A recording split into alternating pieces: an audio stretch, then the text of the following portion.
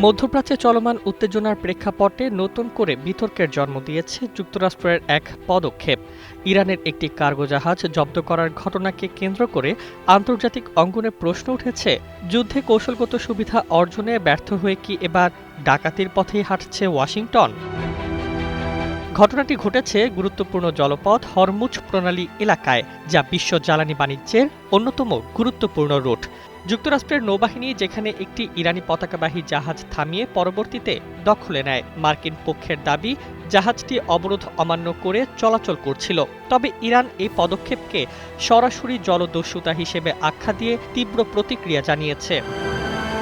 Nova LED TV, ঝকঝকে ছবি, নিখুঁত শব্দ, ৫ বছরের ওয়ারেন্টি। নোভা মানি সঠিক মান, নিশ্চিত সেবা। ইরান সরকারের শীর্ষ কর্মকর্তারা স্পষ্ট ভাষায় বলেছেন, এই ঘটনার উপযুক্ত জবাব দেওয়া হবে। তাদের মতে, আন্তর্জাতিক জলসীমায় একটি দেশের বাণিজ্যিক জাহাজ জব্দ করা আন্তর্জাতিক আইনের সুস্পষ্ট লঙ্ঘন। তারা এটিকে শুধু সামরিক আগ্রাসন নয়, বরং বৈশ্বিক বাণিজ্য ব্যবস্থার ওপর সরাসরি আঘাত হিসেবে দেখছে। অন্যদিকে যুক্তরাষ্ট্র তাদের অবস্থানে অনড়। তারা বলছে, আন্তর্জাতিক নিরাপত্তা রক্ষায় এবং অবরোধ কার্যকর করতে এ ধরনের পদক্ষেপ প্রয়োজন। তবে বিশ্লেষকদের মতে এটি কেবল নিরাপত্তা ইস্যু নয়, বরং অর্থনৈতিক চাপ সৃষ্টির একটি কৌশল, যা পরিস্থিতিকে আরও জটিল করে তুলছে।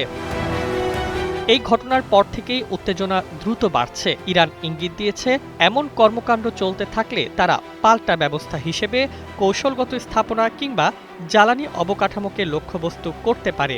এতে করে পুরো মধ্যপ্রাচ্য বড় ধরনের সংঘাতের দিকে এগিয়ে যেতে পারে বলে আশঙ্কা করা হচ্ছে।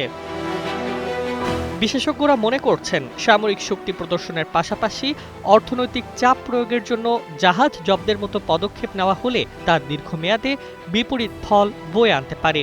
এতে শুধু দুই দেশের সম্পর্কই নয়, বরং বৈশ্বিক জ্বালানি সরবরাহ এবং আন্তর্জাতিক বাণিজ্য হুমকির মুখে পড়বে। সব মিলিয়ে পরিস্থিতি এখন অত্যন্ত স্পর্শকাতর। কূটনৈতিক সমাধানের পথ ক্রমেই সংকুচিত হচ্ছে, আর শক্তি প্রদর্শনের প্রবণতা বাড়ছে। এই বাস্তবতায় আন্তর্জাতিক অঙ্গনে প্রশ্ন জোরালো হচ্ছে, এটি কি বৈধ নিরাপত্তা পদক্ষেপ, নাকি সত্যি ডাকাতির মতো একতরফা শক্তি প্রয়োগ? মধ্যপ্রাচ্যের এই উত্তেজনা কোথায় গিয়ে থামবে, সেটি এখন বিশ্ববাসীর বড় উদ্বেগ।